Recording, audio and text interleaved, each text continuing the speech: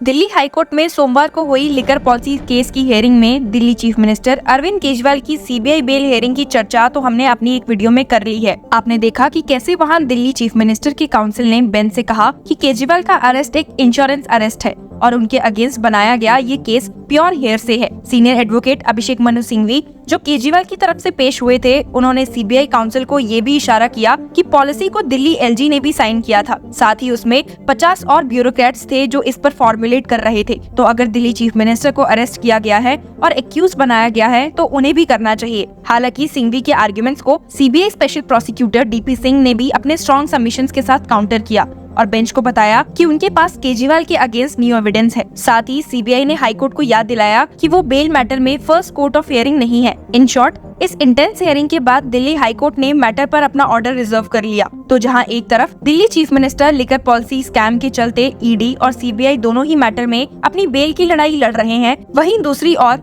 एक और आम आदमी पार्टी लीडर ऐसे हैं जिन्हें दिल्ली चीफ मिनिस्टर से भी पहले इस लड़ाई को लड़ते हुए देखा जा रहा है। जी हाँ, यहाँ हम बात दिल्ली के farmer deputy chief minister Manish Sisodia की कर रहे हैं। हर तरफ से बेल रिफ्यूज होने के बाद जब अब वो वापस से सुप्रीम कोर्ट आए हैं तो एपेक्स कोर्ट ने उनकी बेल पर सुनवाई करने के लिए एग्री कर लिया है। आपको बता दो कि 4 जून को सुप्रीम कोर्ट ने सिसोदिया की पहली बेल पिटीशन को डिस्पोज ऑफ कर दिया था। सॉलिसिटर जनरल ऑफ इंडिया ने ये एश्योरेंस रिकॉर्ड पर दिया था कि लिकर पॉलिसी केस में चार्जशीट प्रोसिक्यूशन कंप्लेंट 3 जुलाई 2024 तक या उससे पहले फाइल कर दी जाएगी। साथ ही कोर्ट ने सिसोदिया को लिबर्टी भी दी थी कि वो फाइनल कंप्लेंट चार्जशीट फाइल होने के बाद अपनी बेल प्ली को रिवाइव कर सकते हैं। और इसी के चलते 8 जुलाई को senior advocate doctor Abhishek Manu Singhvi ने चीफ जस्टिस ऑफ इंडिया के सामने सिसोदिया के पिटीशन को तुरंत लिस्टिंग के लिए मेंशन किया। उन्होंने जोर दिया कि सिसोदिया 16 महीने से जेल में है और ट्रायल को समाप्त होना चाहिए। इसके बाद ये मामला 11 जुलाई को जस्टिस संजीव खन्ना, संजय कैरोल और संजय कुमार की 3 जज बेंच के सामने लिस्ट किया गया था, लेकिन जस्टिस संजय कुमार ने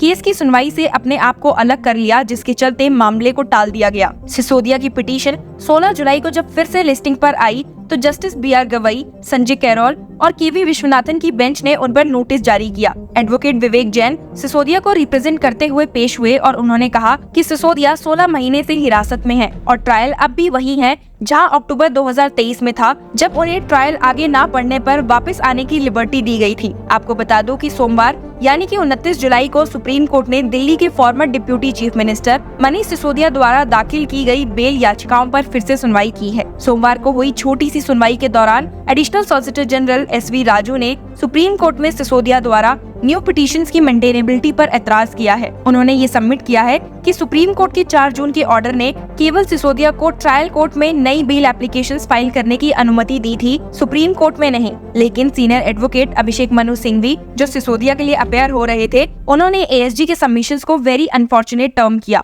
बेंच ने ये पॉइंट आउट किया कि 4 जून के ऑर्डर में मेरिट्स के आधार पर विचार किया गया था और पिटिशनर को ये लिबर्टी दी गई थी कि वो CBI या ED के द्वारा चार्जशीट प्रोसिक्यूशन कंप्लेंट फाइल होने के बाद अपनी बेल पिटीशन रिवाइव कर सकते हैं। बेंच ने ये भी नोट किया कि सुप्रीम कोर्ट के 30 अक्टूबर के पास किए गए ऑर्डर के अनुसार ट्रायल को पूरा करने के लिए जो 6 से 8 महीने का समय दिया गया था वो अब समाप्त हो चुका है, पर इस पर ASG ने सबमिट किया कि देरी सिसोदिया के कारण ही हो रही है। आपको बता दूं कि सिसोदिया ने 2 पिटीशंस फाइल की है, seeking bail in the cases under the prevention of corruption act and the Prevention of Money Laundering Act which are being handled by CBI and the ED respectively। इस छोटी सी ब्रीफ हियरिंग के वक्त ASG ने bench को बताया कि central bureau of investigation ने अपना काउंटर पहले ही फाइल कर दिया था, लेकिन वो रिकॉर्ड पर नहीं आया है। जस्टिस BR गवई और जस्टिस KV विश्वनाथन की बेंच ने जब देखा कि additional solicitor general SV Raju को इन्फोर्समेंट डायरेक्टरेट की तरफ से काउंटर एफिडेविट फाइल करने के लिए समय चाहिए, तो बेंच ने हियरिंग को 5 अगस्त तक के लिए एडजर्न कर दिया। अब 5 अगस्त को बेंच के सामने 2 पिटीशंस पर आर्गुमेंट सुने जाएंगे और ये पता चलेगा कि क्या आम आदमी पार्टी लीडर को बेल मिल पाएगी या नहीं।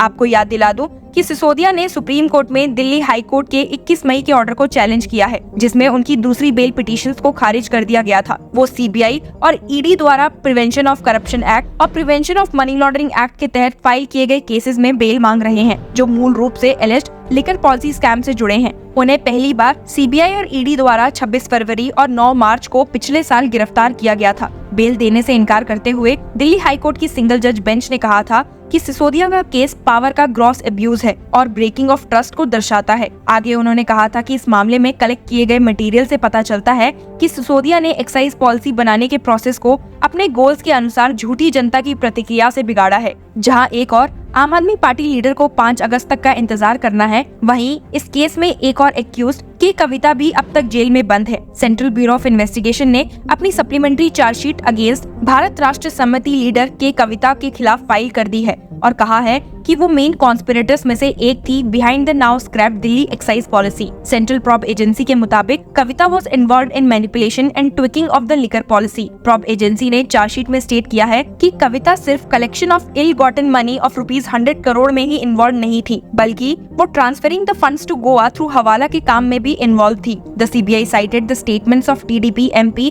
MS Reddy and his son Raghav Mungta while establishing Kavita's role in the case. CBI के बयानों के जरिए ये साबित किया गया है कि टीडीपी एमपी ने मार्च 2021 में दिल्ली के चीफ मिनिस्टर अरविंद केजरीवाल से उनके दफ्तर में मिलकर लिकर बिजनेस में सपोर्ट की मांग की थी। सीबीआई के मुताबिक केजरीवाल ने मुंगता रेड्डी को सपोर्ट का आश्वासन देते हुए कहा था कि वो के कविता से संपर्क करे। सीबीआई के मुताबिक केजरीवाल ने एमएस रेड्डी से कहा कि आम आदमी पार्टी को पैसे भी दे। चार्जशीट में ये भी सामने आया है कि उनकी साथी आरोपी अभिषेक बोनपाली और पीए अशोक कौशिक भी हवाला के जरिए पैसे गोवा ट्रांसफर करने में शामिल थे। सीबीआई का कहना है कि अरविंद कुमार सिंह, जो इंडिया न्यूज अहेड के production controller cum commercial head के रूप में काम कर रहे थे, जो मूथा गौतम और अभिषेक बोनपाली की कविता के साथी द्वारा ओन की गई थी और वो साउथ ग्रुप के लिए एक संधि का काम कर रहे थे। उन्होंने हवाला चैनल के जरिए दिल्ली से गोवा तक 7.10 करोड़ रुपए के इलीगल मनी ट्रांसफर में महत्वपूर्ण भूमिका निभाई है। सीबीआई का कहना है कि के कविता ने wholesale liquor licence L1 holder messrs Indo Spirits का इस्तेमाल अपफ्रंट मनी के 100 करोड़ रुपए को आम आदमी पार्टी को देने के लिए किया। सीबीआई के मुताबिक कविता ने अपफ्रंट मनी की पेमेंट लैंड डील के गाइज में सारा चंद्रा रेड्डी की कंपनी से 14 करोड़ रुपए प्राप्त करके किया। एग्रीमेंट ऑफ सेल के अनुसार नवंबर 2021 तक 14 करोड़ रुपए का पेमेंट होना था, लेकिन कविता द्वारा लैंड्स कभी ट्रांसफर नहीं किए गए। ड्राफ्ट एग्रीमेंट में लैंड की वैल्यू 14 करोड़ रुपए थी, लेकिन एक दिन में वैल्यू को डबल करके 28 करोड़ कर दिया गया। सीबीआई का कहना है कि ये लैंड डील सिर्फ एक बहाना था, जिससे के कविता अपने को एक्यूज्ड सीए बीजी चंद्रा रेड्डी के साथ मिलकर अपफ्रंट मनी को आम आदमी पार्टी को देने के लिए इस्तेमाल कर सके। तो आपने देखा कि कैसे सीबीआई ने अपनी चार्जशीट में आम आदमी पार्टी लीडर्स और के कविता के द्वारा हैश्ड एलिस्ट कॉन्स्पिरेसी को दिखाया है। साथ ही आपको बता दूं कि फ्राइडे को दिल्ली कोर्ट ने आम आदमी पार्टी लीडर मनीष सिसोदिया और बीआरएस लीडर के कविता की जुडिशियल कस्टडी को जुलाई 31 तक एक्सटेंड कर दिया था in connection with the excise policy case. अभी दोनों लीडर्स करप्शन केस के कनेक्शन में सीबीआई की कस्टडी में है। तो देखने वाली बात होगी कि कैसे सुप्रीम कोर्ट में रिवाइव की गई मनीष सिसोदिया की बेल भी उन्हें जेल से बाहर निकालती है और कैसे के कविता भी अपनी बेल के लिए फाइट करती है। Stay tuned with law chakra for more updates.